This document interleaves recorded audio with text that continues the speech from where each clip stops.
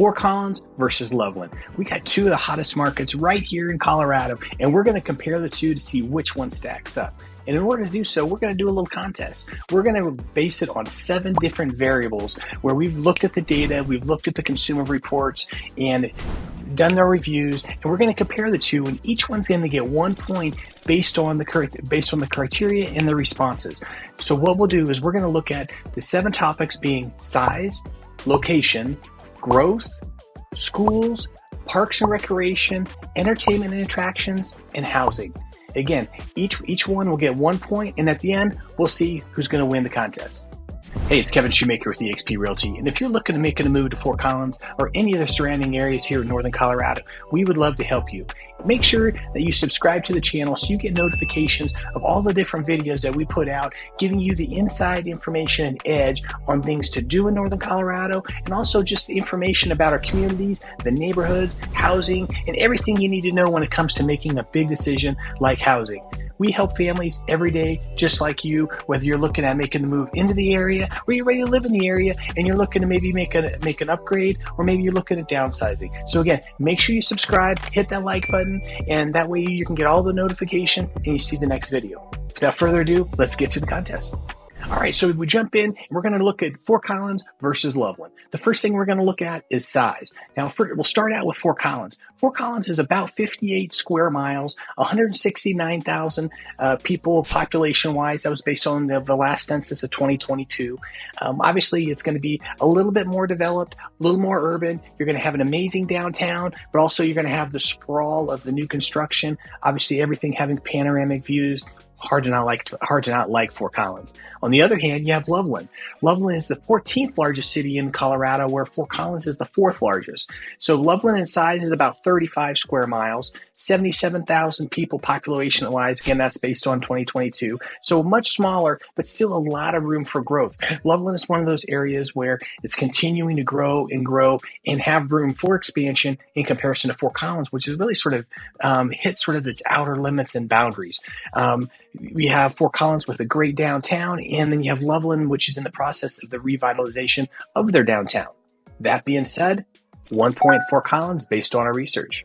Next is location. So when you look at location, it's really about proximity and about ease of getting around. So Fort Collins is, again, the 4th largest city in the state. It's going to be the furthest north, and it's really set up on a grid system. The east boundary really being, in general, really being I-25. And then everything from there is the grid. So you have your major roads going the east and west, as well as north and south. So you can really dive into any point of Fort Collins, going down into the town, getting access out of town, getting to the airport, so forth. Fort Collins, when you look at proximity, it's about an hour and 5 minutes to get to downtown Denver, and then you're looking at about an hour and 16 minutes to get to Denver International Airport, and that's with tolls, without tolls, and about just a little over an hour if you take one of the main toll roads. Now, when you compare Loveland, Loveland is going to be a little bit more congested. They weren't quite ready for all of the growth. So you have the one main road going right through Loveland, which is Eisenhower, essentially 34 highway, and then you have 287 highway, which essentially is Garfield. So those are the two primary roads. And so when you're going through Loveland, it's really sort of a stop and go with all of the different stoplights going through. So not a lot of ease when you're in the peak points of traffic being in the morning, and then end of day traffic as well. Now, when we talk about proximity, though, Loveland is definitely going to be much closer. It's a little further south, about 15 minutes south of Fort Collins. So there, you're going to be looking at about 53 minutes to get to downtown Denver, and then about 51 minutes to get to Denver International Airport with tolls, and then without tolls, you're looking at right about an hour. With that said, when you talk about location and proximity and ease to some of the main areas where many of the people need in the Front Range and access, we got to give that point to Loveland. So we're looking at 1 point Fort Collins and 1 point Loveland. Now, let's look at the next topic, growth. When we look at growth, we'll start with Fort Collins. Median income, or household income, is about $78,000 in Fort Collins. A median age, right at 30 years old, looking at a growth rate of about 1.43%. And then job growth, 3.8%. A lot of people say, Where's everybody coming from? Well, with Fort Collins, you're going to be a little bit heavier on the business side, as far as the tech industry and even the industrial industries, breweries, so forth. We have a lot of movement from Denver, people driving to affordability, trying to get, maybe they're just renting in Denver and they can get a home in Fort Collins, but they still love that city life and the old town vibe. So we have Denver. We have a lot of people coming from California. Again, it's sort of the cultural thing of they want the experience. You have the, Colorado State University there. So you have that young vibe that's there. So Californians are coming. And then number one actually is Texas. We have a lot of Texas coming in and they love and appreciate the mountains. Now we look at Loveland and their growth. Median income, $73,000, just a little bit less than Fort Collins. Median age, 40 years old, again, a little bit older than Fort Collins. Growth rate sitting at 1.7%. Job growth rate at 3.5%. Again, where are people coming from? You still have your attraction of people coming from Denver, wanting to go to them, so they'll end up in Loveland. The thing with Loveland is again, a little bit closer to Denver, softens the commute a little bit. Also to the south of Loveland is Longmont, which is much more expensive than Loveland. So you have that, again, drive to affordability. You still got those Texans that love the access to the mountains. And then also we have people from Fort Collins that are moving to Loveland, again, affordable, and again, a little bit slower pace. So when we look at the growth rate of the two, we got to give 1 point to Fort Collins, and that's based on the rapid growth that they're having, as well as the price point and the attractions and diversity of those areas. Now for schools. When we look at Fort Collins, it's Poudre Valley, the Poudre Valley School District. It's ranked number 11th in the state, based on niche.com, if you'd like to get any more information and compare some of the different data points. There's currently 22 elementary schools, 16 middle schools, and 12 high schools. Now, that's on the public sector. When you look on the private sector, there's 8 elementary, 4 middle, and 3 high school. When you compare that to Loveland, again, Loveland being smaller, you have Thompson Valley School District. Now with Thompson Valley, they're ranked number 49 in the state, so down just a little bit. They have 13 public elementary schools, 7 middle schools, and 5 high schools. Private side, they have 4 elementary schools, 4 middle schools, and 2 high schools. Again, schools are always tough because they're very subjective. We look at our information based on niche.com and a few other different websites. So if you'd like to go ahead and do a little more expanded information and studies about the schools, they have some great resources there as well. But based on those reviews and what we've learned and the rankings in the state, we got to give 1 more point to Fort Collins for ranked number 11th in the state with their schools at the Poudre Valley District. Now, Parks and Rec, this is always a fun one and a great one because Colorado has amazing outdoors. It's all about lifestyle. It's all about quality of life, and that's why people move here. But let's dive into both Fort Collins and Loveland and really what separates and distinguishes them and sets them apart from each other and why people choose those areas. Now, with Fort Collins, there's over 966 acres of developed parks. That includes 7 community parks and 43 neighborhood parks with over 57 trails, 379 miles of paved trails, giving connectivity all the way through the community. It's really challenging for somebody to move here and not have something to do.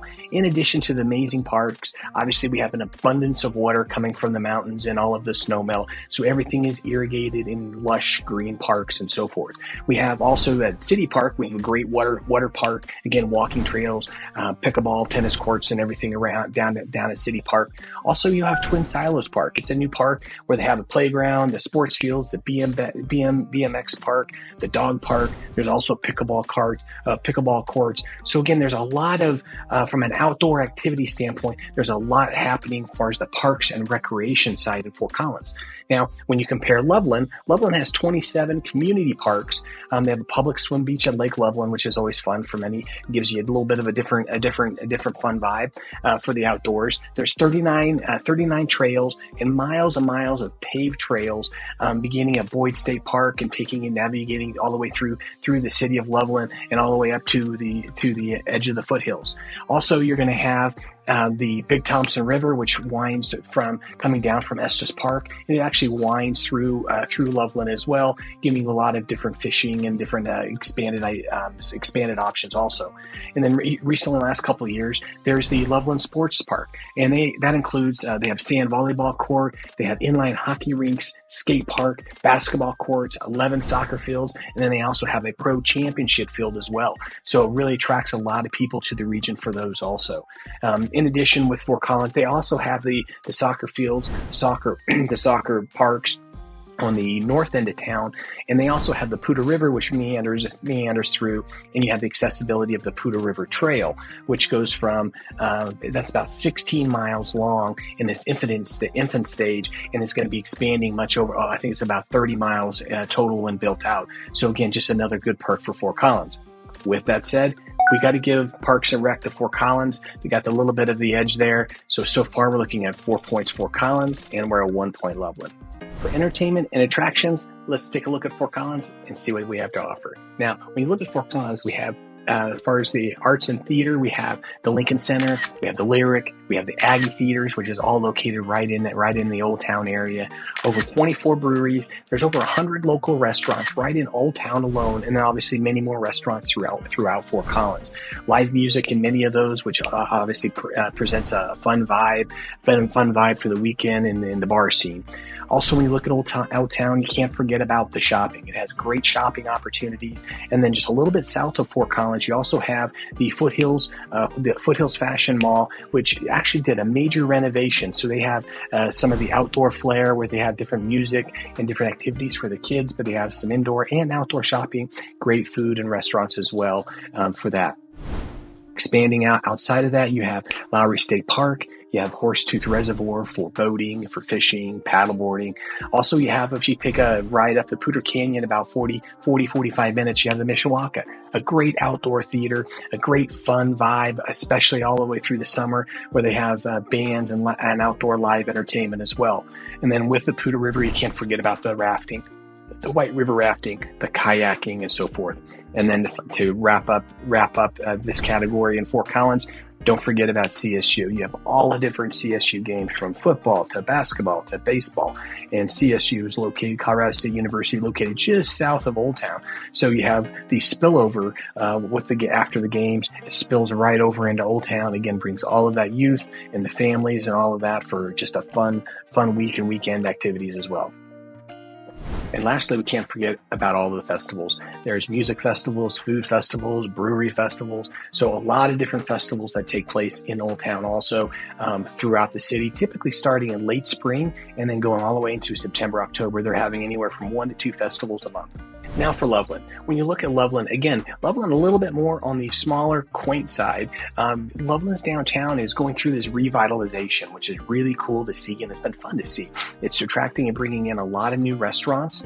They're really trying to sort of mimic what Fort Collins has had for some time, which is, again, a really cool vibe. It's just going to be a little bit slower and quieter paced. They also have a downtown condo project, which we'll talk about in a little bit, that's bringing a lot more people into that downtown area. So downtown is really starting to grow. They're starting to bring in a little bit more entertainment, a little bit more on the bar scene, bringing in the sort of that music and jazzy side into Old Town to downtown Loveland. In addition, you're also going to have about a dozen or so breweries. You're going to have the Sweetheart Winery for those wine lovers. Also, you're going to have easy access to Estes Park. So about 30 minutes up the canyon, you get to Estes Park, and then right outside of Estes Park, you have the Rocky Mountain National Park, which is always a fun place to see. You have Trail Ridge Road. Back in Loveland, you have there's a lot of lakes. So you have Boyd Lake, so you have a lot of boating, jet skiing, fishing, and so forth. You have Lake Loveland, which we talked about, which they have the little beach area, fishing area. Also, you have Carter Lake, which is going to be on the west end. Nestled a little bit further up into the foothills. Great fishing. It's very scenic. A lot of people go up there just to also paddleboard and boat and so forth. Going to be a little bit colder. So if you're into more of a little more of the warmer water, you want to get to Boyd Lake. Just side note. Anyway, from a shopping standpoint, there's also a lot of great neighborhood shops within Loveland. But the largest shopping center is going to be Centerra. Centerra is going to be right on the east side of town. So you're going to have the outlet mall area. area. And then also you're going to have the shops across the interstate right on the east side. So there's Centera Shopping Mall, a lot of outdoor shops there. And then when you cross to the south, there's also another shopping center. There's a Laura Shields that's over there also. Again, a lot of restaurants and so forth. So again, it's great to have all the outdoor activities in our area, especially with all the foodies coming in and all the food options. With that said, when you compare Fort Collins and you compare Loveland, it's close, but we got to give another point to Fort Collins when it comes to the outdoor parks and rec and things to do. Now for our favorite topic, housing. By the way, if you're looking at making a move to Northern Colorado, to the Fort Collins, or even Loveland area, our team has been assisting families for the last 30 years. We've assisted thousands of families that are moving into the area, or even families that are currently living in the area and wanted to make that next upgrade, or they're in that retirement mode and they're looking at downsizing. So however we can help you out, we'd love to do so. All of our information is below. Send me a text. There's a link down there. You can set up a Zoom call, or we can just book an appointment right in our office. We're here to help you. Without further ado, let's talk about housing. Once again, we have some of the best real estate options right here in Colorado. Starting with Fort Collins. When you look at Fort Collins, the median sales price in Fort Collins was about $560,000. Last month, average sales price was about $626,000. So Fort Collins is one of those unique ones where it gives you really a little of everything. You have the old town housing where you are in walking distance from Old Town. You have the cool old little bungalows that have all been redone, or many are buying the old bungalows and then they're refurbishing them. And then you have more of the older estate homes, and then those roll over into the CSU area. We have a lot of the older homes with all the maturity, really close to all of the neighborhood parks, and then that continues to roll back as you get into the foothills. And so you're again having that older flair. The further you get from Old Town, you're starting to get in a little bit more larger, sizable homes. When you start coming back east, that's where you're going to start getting into some of the newer homes. And then you go to the north. Again, you're going to have in the north, you'll see developments that are trying to replicate what Old Town has always had. So you're seeing again a lot of sort of old town charm, but with the newer flair. The one thing that's lacked a little bit in the housing arena for Collins has been affordability. So to meet that affordability side, we've seen a lot of growth in the townhome and the condo sector, even though we have, townhome or condos and townhomes in Old Town, which tend to be still a little bit pricey. When you get further out, there's still some condos and townhomes that are going to tap into that older, to the more affordability side. When you look at those that are looking for getting a little bit larger estate lots, those are going to be on the south side of Fort Collins. Again, when you look at the topography, especially on the south side and southwest side, a lot of rolling hills. So with all those rolling hills, you'll start to see a lot of homes that are going to have walkout basements. You're going to have nice, amazing panoramic views of the foothills and the mountains as well. So from a housing standpoint, Fort Collins really has it all. Again, from the Old Town feel all the way up to the estate home, to the condos, to the maintenance-free piece that many look at when they're looking at retiring. Now for Loveland. When we look at Loveland, again, it's going to be a little bit more affordable. $512,000 is the median sales price. Looking at the average sales price is looking at about $575 is what it was here last month.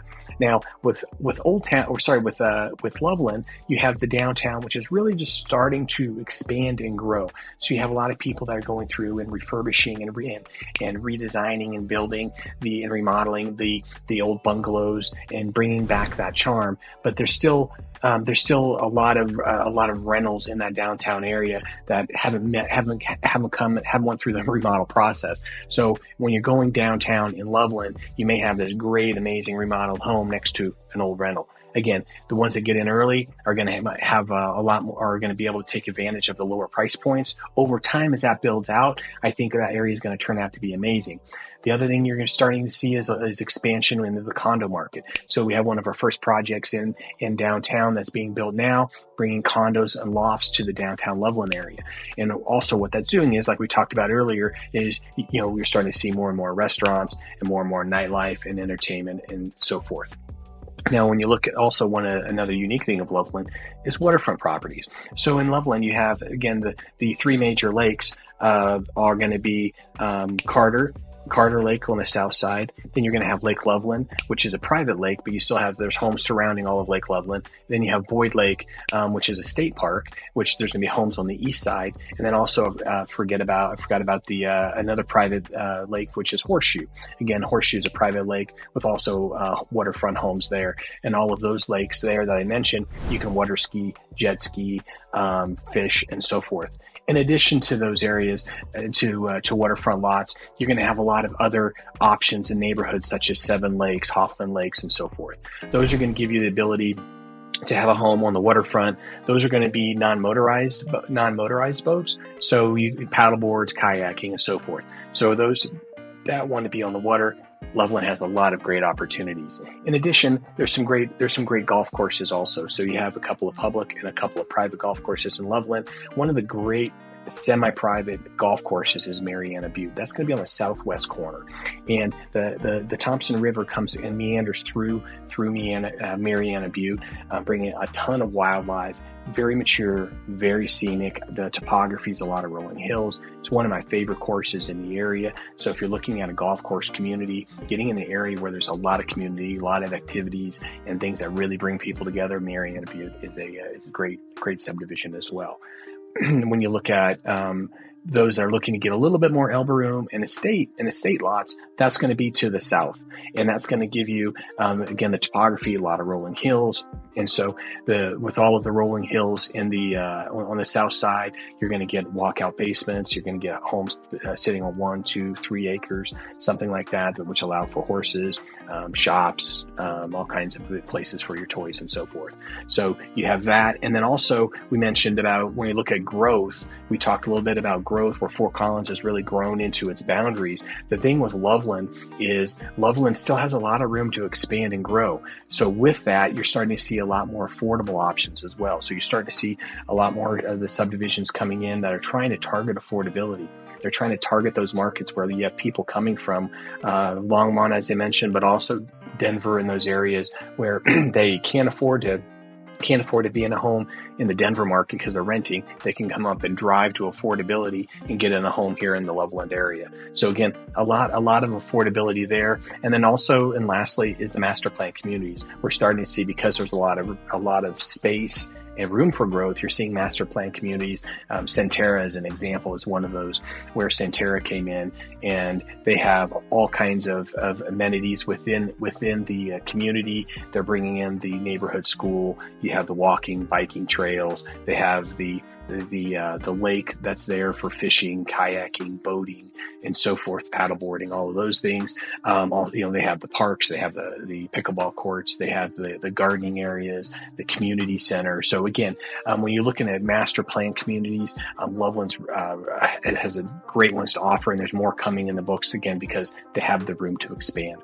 So when you look at housing, we got to give it to Loveland for affordability and for the variety of different options. So we appreciate you joining us and looking at this and taking the test. And as we finalize things, we have Fort Collins sitting at 5 points. We have Loveland sitting at 2 points. But in all honesty, both of the communities are amazing communities. They're just uniquely different. And for many people that choose Loveland, the reason they choose, it's just a better fit.